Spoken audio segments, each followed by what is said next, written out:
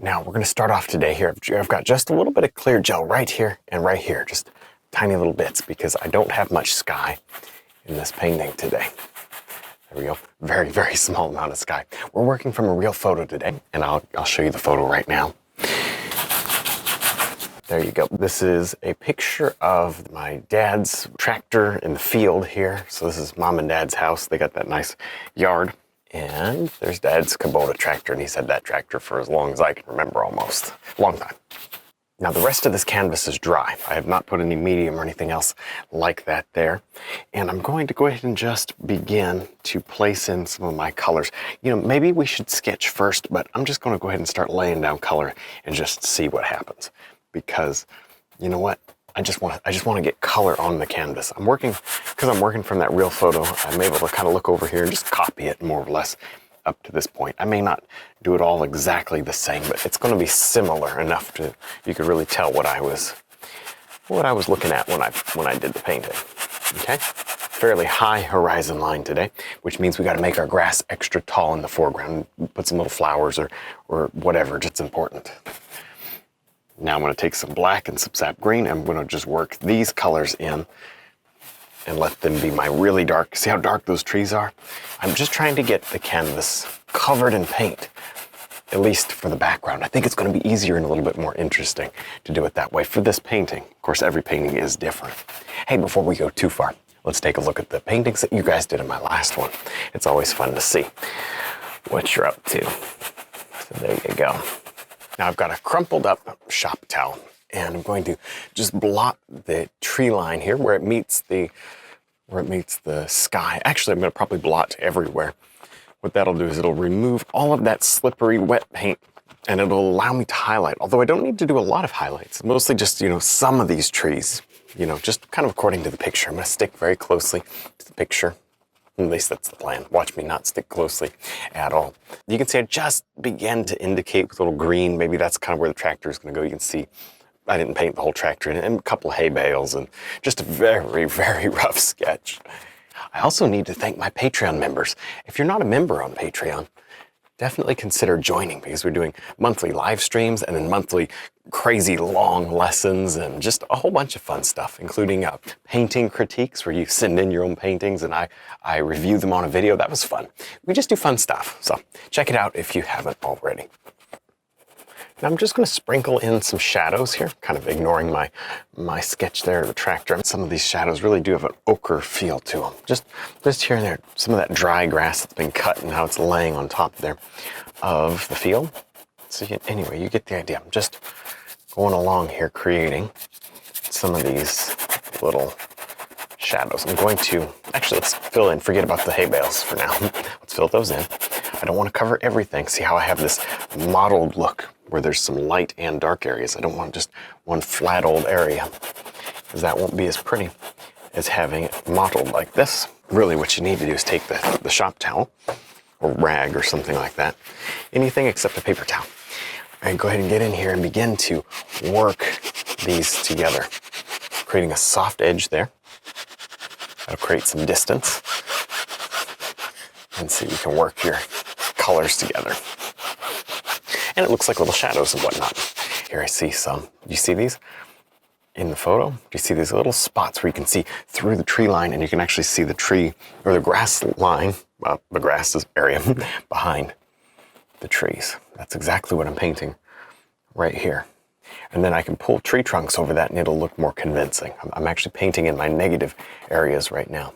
Those negative areas that really make the painting pop. Very important to have those negative space areas. Now I'm going to repeat the same process right here with very similar colors. And maybe this time I want just a little bit more height to the grass, a little bit closer looking grass. Because if you look at the photo, there's actually 3 separate layers. The furthest away one is, of course, just very flat. And then this middle one, I want just a little. And then, of course, my most detail in the foreground. But you can see how they're pretty clearly separated. And I want to do the same thing. Because it's an orange tractor, it's going to fit really well with the green. Any mixing is going to be fine. So there you go. I'm just going to paint right over it. I can and will wipe this off with a shop towel. I'm just going to paint like the tractor's not even there. Maybe I can even get in with a palette knife or something and scrape it out and sketch it. I don't know. I don't know for sure, but I do know we're going to have to figure out some form of a sketch. Okay, there you go. Now you can use a fan brush or 1-inch brush or whatever you've got on hand. Just the 1-inch brush is handy right now. So I'm going to lift up and then wipe off the brush and then continually lift up. I'm actually not going down, although it looks like I'm going up and down. I'm not. I'm going up, then removing my hand, lowering my hand, going back onto the canvas, and then going up again. That's what's happening. Doesn't matter what it looks like. That's what's happening. And that allows me to fluff my grass. Okay, now maybe over here I'm going to smooth my grass out a little more because I know my tractor's going over here. I don't want any texture in my tractor. Of course, we may wipe that area off before I do the tractor. I don't know. We'll see. I'll take some of our yellow ochre and white, a little bit of our Hansa yellow if you want to. And we're going to change gears just slightly. I'm going to begin to work on my little hay bales, which appear to be more or less, these hay bales seem to be kind of in the middle of the painting, maybe just a little off to the left here. So let me paint them in just with a few strokes here. Oh, that green is still pretty wet, but I'm okay with that. It's not going to hurt it to mix. I'm just getting them in. When I had them sketched, and this is why you sketch. You get all of your problems figured out while you're sketching. I had them too big, so now I'm making them smaller when I'm doing the real thing. And I can't tell you how important it is to do a sketch. Okay, there's that. And then right here, I see one that comes around, and it's just kind of like that, okay? That'll work. Now, I'm gonna take a purple made from red and blue and white, of course. And with this purple, I'm going to shade the back side and of course the underside. I'm gonna make that a little more gray. There it is. And we're just gonna work on getting some rough detail and texture going here. We can still highlight, we can still do a lot more to these, but at least, see that one's just a little bigger than the others, but at least we've got something to work with. And let me do a more distinct shadow. Boom. Okay, good. See, I can still work with that. I still got room to play when it comes to this. Now, in some ways, a little tough here to know where to go next, you know? I think getting this big blank area filled in and covered will probably be the wisest, best thing to do. So I'm just going to take fairly large quantities of color and begin to just smash them into the painting. This is the 2-inch brush that I had going up there in the background. In the photo, although I'm not copying it exactly, but in the photo I've got spots of like dry grass, and I can indicate those as well. I think that's worth doing, indicating those. Okay. I think so much of the time people struggle unnecessarily because they're not putting enough paint down, which is weird because I always say, well, you got to limit the paint, which is true. But if you don't put enough paint down, it'll never cover and it just looks kind of fuzzy and it doesn't look good. I put it on really thick, really heavy, and then I go to great lengths to take away a lot of that oil and to remove a lot of that heaviness. Okay? Now I'm using just the corner of the fan brush here to tap in what's going to end up being some trees here in the distance. You know, my background trees. Of course, this isn't a very far away painting. You know, this is all fairly close. It's just the way it is. So there you go. I've cleaned up my palette and mixed all my paint together, and I got that lovely brown there. And we're going to use that throughout the painting just to help tie everything together with color. I just needed some space to work though. Okay, right up in here, maybe a little bit more blue. I don't know. Yeah, there we go. Okay. Anyway, we'll just sort of tap right along here, and I'm going to just work at getting several layers of these trees. Not everything is going to be just perfect. And honestly, this coat of paint here is because I wiped it all off. It's not as dark, black, and rich as I want it to be. So at the very end, when I'm done with all this, I'm going to come back and I'm going to add a coat of dark paint and richen it up somewhat. And there you have it. I'm not just doing it all one big mass, but I'm intentionally picking out little bits. And it's those little bits that create so much interest in the painting. Not one big little bit, but you know what I mean. Little tiny pockets that all come together to form the larger shapes, the larger trees. Now that I'm done with my mid-tone kind of highlight stuff, I can put in my darks, which are just black and green, blue, a little bit of red there. And you can see where I started and see where I haven't. You can see the vast difference here between the two. This makes really a big difference when it comes to the contrast level. Now, obviously, I'm getting rid of some of my highlights. I'm going to probably come back with the detail brush and refine that a little bit more, but I'm liking this because the photo is very much dark. Dark, and the trees are dark. Yeah, they got they got a fair bit of highlight, but it's not, it's dark. The darks are very dark, partly because it's a photograph, not really a painting, and the phone can only see so much into the shadows and the highlights at the same time. Not very well, actually. So that's why it comes out so dark in the trees, but we're gonna stick with it because it's really nice for the contrast. Now, mostly on the exterior of these trees, I'm going to just drop in a little green, a little more foliage, just enough to sort of show some of the detail in there. Okay, good. Yeah, just little by little. I don't think I need a whole lot. Just accentuate, a little bit of the detail within the trees, maybe here. And of course you can change the color. There's not a lot of variety in those trees. In the photo, I might add a little more for the painting because I'm sure in person there's just a tremendous amount of variety of color. Again, cameras don't capture color the way that it actually is necessarily totally accurate. So there you go. Now, I know this painting feels a little out of order. It's a very odd order for sure, but I'm thinking somewhere right in here. I'm going to go ahead and jump to this mid-ground tree, and to do that I'm going to remove just a little bit of that dark paint. That's too much dark, in my opinion. So there you go. Now, it's kind of a matter of whatever you want to do, really. There's no rhyme or reason, really, to a lot of this in the order that I'm going. I'm just going in, and we'll find out where we end up, So those trees are maybe a little too, watch this, a little too distinct. If I just touch them, yeah, that just softens it ever so slightly. Let me do this. There we go, boom. Just barely touching with that shop towel. What that does is it kind of softens some of that in, makes it a little more blurry, because I did that with the detail brush for just a few minutes, spent maybe 5 or 10 minutes on that. But now I can kind of pat that down and in. There. Oh, that's better. Let's go ahead and get just a nice brighter yellowy color. And I see a tree right here it's got a lot of leaves and stuff. And these leaves are a little bigger. And we're just going to do this tree because it's a small tree, but it's closer, right? It's not a very tall or old tree compared to these things are huge. And this one's extremely small. Okay, there you go. Yeah, just place in a few little tree leaves.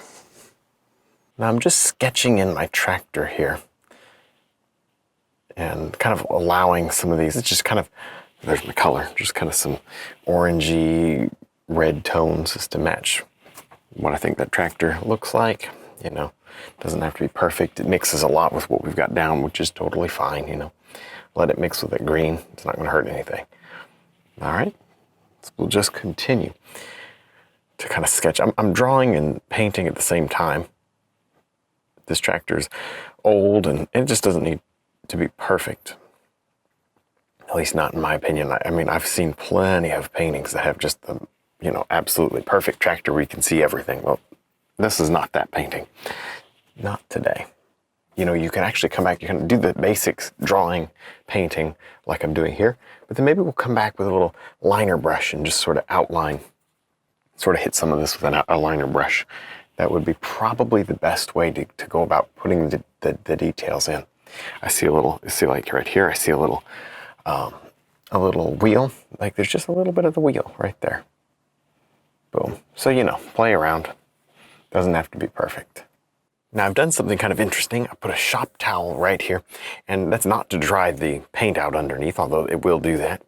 But I want to just give myself a place to put my hand down. I'm using my liner brush, even though the painting's not finished. I'm using the liner brush because I want to detail out my little tractor, and I don't know any other way to do it aside, letting the whole thing dry, which you absolutely can do. But let me just see, I can put my hand down here, which is so nice, and I won't get a whole bunch of oil on my hand except for what wicks through the paper towel. But anyway, I'm just going to fill in some of these areas now with highlight very easily. Because I'm using a liner brush, it won't mud mix. It shouldn't mud mix. It shouldn't. Maybe I won't say that it won't. Yeah, right up in here. See, I can outline. See, this is nothing but kind of just a muddy mess, and I can bring out the color. And a little bit of the muddy mess is actually okay. What it shows is just it'll show little shadows and whatnot. You don't have to paint everything in solid. You'll see here, I'm not going to paint everything in solid, but just kind of touching it with the liner brush. There you go. I feel like this is the only way to do this and get a good effect if you're not going to let it dry. You may just want to let it dry though. That would be perfectly fine. Now I'm going to finally move on to some grass here and actually get some grass highlight going. The tractor is supposed to be parked behind this little hill, and then this here is this is the front of the hill. Hopefully this is making sense. I don't know if it really is going to come out off looking the way that I'm describing it or not, but however it comes out, it'll be okay. I'm just mixing up a whole array of different color, just sprinkling in these grassy areas. Of course, if you go back to the photo, and again, we're not perfectly matching the photo. I'm just using it, and you're going to get close to it. But you can see a lot of blades of grass here in the foreground. They're taller. And of course, wiping off, there's not that much paint down here, and that helps a lot. Wiping the canvas off helps a lot. Obviously, we've absorbed a lot of oil, and to tell you the truth, that's the secret. If you want to know what the secret is, absorbing, controlling the paint on the canvas is the secret to success. I may leave a lot of this kind of blank, and that way there I can come back with a liner brush and add to it. I'm going to place in a few of these little fence posts, or these are the metal posts. Not too many, just a few. Fairly well spaced out, they're not too close together.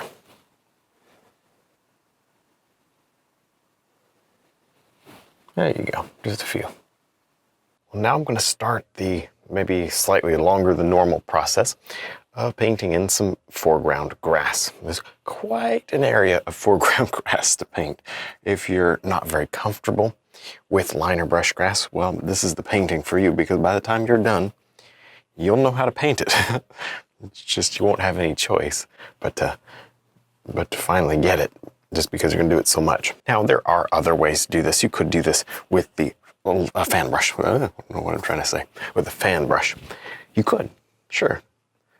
But something about this liner brush is really going to add that detail to bring this forward and push that backward. And that's just, to me, well worth it. See, I have a nice bright color, but a lot of my colors are not going to be too bright. Not everything needs to be bright. Most of it needs to be kind of dark. Not dark, but, mid-tone, subdued. Not so crazy. Well, that about wraps things up for today. Hopefully you enjoyed it. It was a little different, but I thought the subject was kind of fun. Don't forget to check out our website, DVDs, brush line, and Patreon. Thanks for watching.